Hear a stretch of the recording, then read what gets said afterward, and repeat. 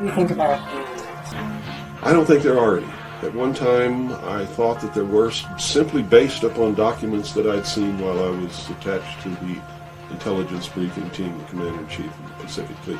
At that time, and even for many years afterwards, I did not believe that the government would use me in that way. I had devoted my whole life to government service. I had been in the Air Force, I was in the Navy, I was a river patrol boat captain in Vietnam. I had proved myself. I had combat ribbons with the V for Valor.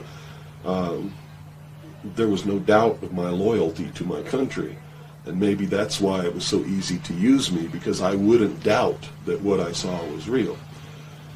But over the years, I've done a lot of research. And what I've discovered is there's no proof existing anywhere that extraterrestrials are real, or that have ever visited this planet, or that they exist anywhere in the universe.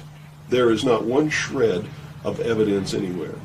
There is lots of evidence, tons of it in fact, that there are a group of people collectively known as the Illuminati who want us to believe in some extraterrestrial threat from space so that they can cause a world government, bringing together of all the people to resist that external threat. The first time that I saw any reference to that, I was reading some papers from the Carnegie Endowment Fund, and there was a record of a speech. It was a dinner for Viscount Ishii of the Japanese delegation, the Japanese imperial delegation, in 1917. And John Dewey was one of the speakers. And the first sentence out of his mouth, as I was reading this, I almost fell out of my chair, because this was in 1917, and he said the best way to cause all the people of the world to come together in one world government and end war forever would be if we were attacked by some other species from some other planet. And boy, that just clicked with me, and I knew that that this is just another scam. This is the age of deception. There's no doubt about it. And then 8 times during Reagan's administration, he inserted almost the exact same phrase into 8 of his speeches. And it's a scam. That's what I can tell you. What they call UFOs, these craft that fly around the sky, are real. But they're not piloted by some little green guy from some other planet. They're owned and operated by the United States of America for one, the Soviet Union for another, probably Great Britain, Canada. I think the first really operable ones were probably manufactured in Western Canada, in the wilderness, in a place especially built to create those machines, like we created the Manhattan Project, and the same kind of secrecy surrounded it. So the technology is real. It's been kept secret, and it's been used to promote this concept that there's an alien threat to this earth.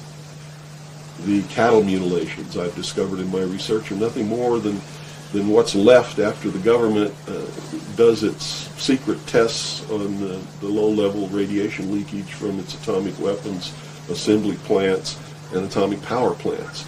It's a low-level radiation monitoring project.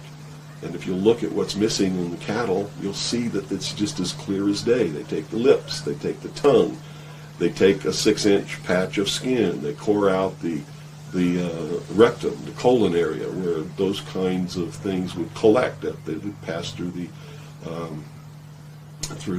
digestive system. On female cows, they take the udder to check for low-level radiation in the milk. This is being passed to the calves. And these are all grazing animals that graze on the grass where the radiation falls when it falls from the air. And it's just an incredible deception. And I'm just amazed that people have fallen for it in the manner that they have in the absence of any proof whatsoever. I mean, they cite hearsay as proof. Well, what about all of the alien abductions? They're not abductions. They're the results of a tremendously successful and very sophisticated mind control operation. Also, the congressional investigations into the intelligence community has revealed the existence of these programs. And there's no secret about it. It's documented. Project Artichoke, Project MK Ultra, M.K. Naomi. I could go on and on and on all day long. And, if you had the time in your movie, we could lay out all the documentation, which is official government documentation, and prove beyond any shadow of a doubt that it's true. But that's what it is. It's not extraterrestrials coming down. The human body cannot pass through walls and roofs, or through windows that are closed. This is all the product of the imagination and people's willingness to believe something because they want it to be true. I don't know why they would want it to be true.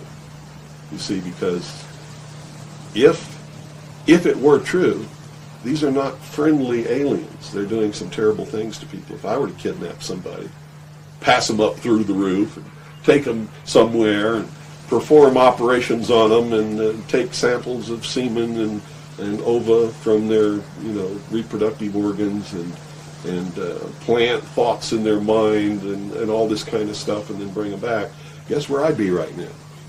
In prison. It's kidnapping. It's criminal. It's a terrible thing. So there's a morbid sense about all this too, as if people want to be hurt for some reason. I don't understand that, but that certainly is something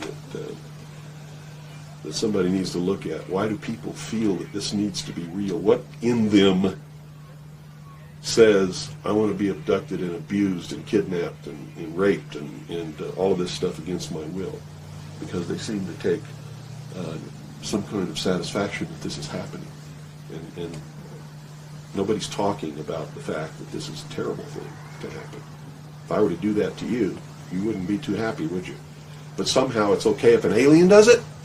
I don't think so. It's all bullshit. It's a lie.